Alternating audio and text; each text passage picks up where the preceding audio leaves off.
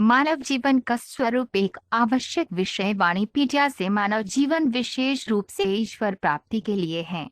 यदि कोई जीवन की शुरुआत से ही कृष्ण चेतना की प्रक्रिया को अपनाने में असमर्थ है, तो उसे जीवन के अंतिम छोर पर इन सिद्धांतों को स्वीकार करने के लिए प्रशिक्षित किया जाना चाहिए। दुर्भाग्य से बचपन में भी कोई प्रशिक्षण नहीं मिलता और न ही अंत में कोई अपने पारिवारिक जीवन को त्याग सकता है। इसलिए भक्ति का अर्थ है इंद्रियों को शुद्ध करना। बद्ध अवस्था में हमारी इंद्रियां भौतिक इंद्रिय संतुष्टि से ढकी रहती हैं, और जब तक कोई व्यक्ति इंद्रियों को शुद्ध करने में प्रशिक्षित नहीं होता, तब तक वह भक्त नहीं बन सकता। श्रील प्रभुपाद की पुस्तकें, व्याख्यान, वार्तालाप और पत्र इस आवश्यक विषय की व्यापक प्रस्तुति प्रदान करते हैं, जैसा कि Vani quotes human forum of life श्रेणी में देखा गया है। उनकी शिक्षाओं का एक परिचय निम्नलिखित 8 उद्धरणों में दिया गया है। श्रील प्रभुपाद की शिक्षाओं से उद्धरण: एक कुत्ता नहीं समझ सकता कि आध्यात्मिक प्रकृति क्या है, लेकिन एक आदमी समझ सकता है। इसलिए निष्कर्ष यह है कि यदि इस मानव जीवन में हम ये समझने का लाभ नहीं उठाते हैं कि हमारी आध्यात्मिक प्रकृति क्या है, तो हम कुत्ते से बेहतर नहीं हैं। ये जीवन के इस मानव रूप को समझने के लिए प्रकृति या ईश्वर द्वारा दिया गया एक अवसर है। हमें ये मौका नहीं चूकना चाहिए। ये कृष्ण चेतना आंदोलन है। भगवद गीता व्याख्यान 31 मई 1974। जिनेवा: एक जीवित इकाई हमेशा एक निश्चित मात्रा में बुद्धि से जुड़ी होती है, लेकिन मानव जीवन में जीव को अपनी आध्यात्मिक पहचान के बारे में पूछताछ करनी चाहिए। ये वास्तविक मानव बुद्धि है। ऐसा कहा जाता है कि जो केवल शरीर के प्रति सचेत है, वह पशु से बेहतर नहीं है, भले ही वह मनुष्य के रूप में ही क्यों न हो। भगवद गीता 15.15 में श्री कृष्ण कहते हैं, सर्वशिक्षाहिन हृदय सन्निविष्टो मत्तः स्मृति ज्ञानन अपोहनंच। मैं हर किसी के दिल में बैठा हूँ और मुझसे स्मृति, ज्ञान और विस्मृति आती है। पशु रूप में जीव ईश्वर के साथ अपने संबंध को पूरी तरह से भूल जाता है। श्रीमद्भागवत 4.25 26। चेतना के विकास के अनुसार ईश्वर प्राप्ति विद्यमान है। इसलिए मानव जीवन में यह अनुशंसा की जाती है कि व्यक्ति भगवत गीता, कर्म योग, ज्ञान योग, ध्यान योग और भक्ति योग में वर्णित विभिन्न प्रकार की तपस्याओं और तपस्या से गुजरे। एक सीढ़ी की तरह योग में सबसे ऊपरी मंजिल तक पहुंचने के लिए अलग अलग चरण होते हैं, और सीढ़ी पर किसी की स्थिति के अनुसार उसे कर्मयोग, ज्ञान योग, ध्यान योग या भक्ति योग में स्थित माना जाता है। श्रीमद्भागवत 4.1-35। यदि कोई राष्ट्रपति या राजा है, तो समझना चाहिए कि ये अवसर उसे परमेश्वर ने दिया है।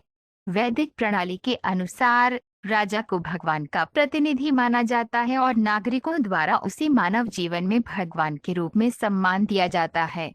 दरअसल वैदिक जानकारी के अनुसार सर्वोच्च भगवान सभी जीवित संस्थाओं और विशेष रूप से मनुष्यों को सर्वोच्च पूर्णता तक पहुंचाने के लिए उनका पालन पोषण करते हैं। श्रीमद्भागवत 4.21-22। एक बुद्धिमान व्यक्ति को अच्छे अवसरों का उपयोग करना चाहिए।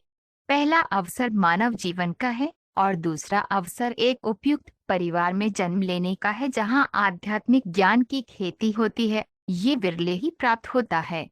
किसी संत पुरुष का सानिध्य प्राप्त करना ही सबसे बड़ा अवसर है। देवहूति को पता था कि वह एक सम्राट की बेटी के रूप में पैदा हुई थी।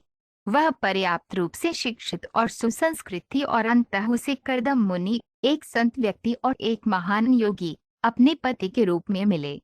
श्रीमद्भागवत 3.23-57। क्योंकि भौतिकवादी इस बात से अनभिज्ञ है कि उसकी सकाम गतिविधि के परिणाम स्वरूप भौतिक प्रकृति के नियम उस पर कैसे कार्य करते हैं, वह गलती से तथाकथित आर्थिक विकास के माध्यम से उत्थान के लिए पवित्र गतिविधियों के माध्यम से मानव जीवन में शारीरिक आराम का आनंद लेने की योजना बनाता है।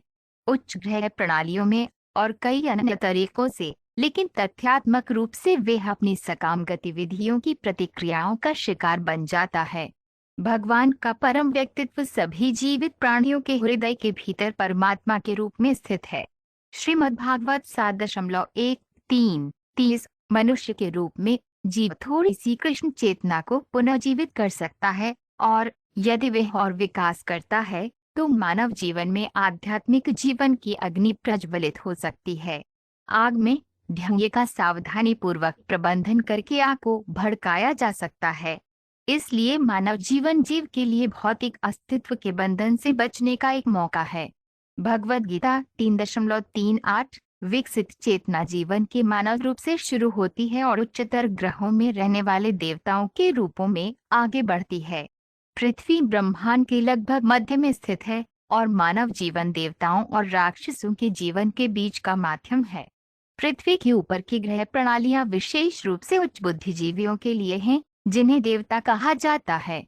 उन्हें देवता कहा जाता है क्योंकि यद्यपि उनका जीवन स्तर संस्कृति, आनंद, विलासिता, सौंदर्य, शिक्षा और जीवन की अवधि में कहीं अधिक उन्नत है, फिर भी वे हमेशा पूरी तरह से भगवान के प्रति सचेत रहते हैं। श्रीमद्भागवत 3.5 49